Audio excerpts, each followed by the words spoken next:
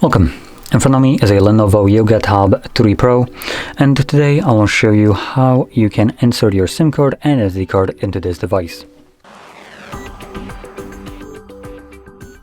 So to get started, let's unlock it and then flip it over to the back. Flip the little kickstand and you'll find this area right over here. So you want to just plop it open, pull it up like so, and from here you have access to your SD card and SIM card tray.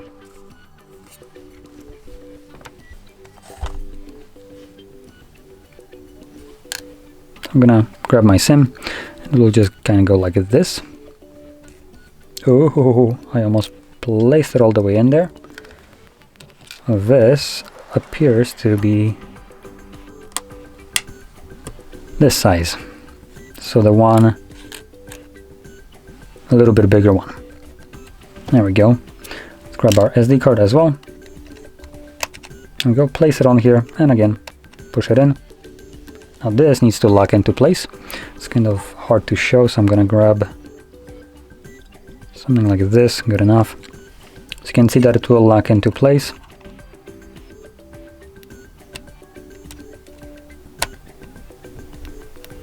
There we go. And from here,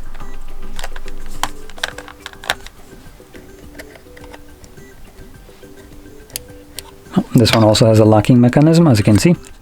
So that's in there, and to take it out, I will just push it back. There we go. So now we should be able to close it. There we go. So flipping it over, both of the cards should start working. There we go. So SIM card is working.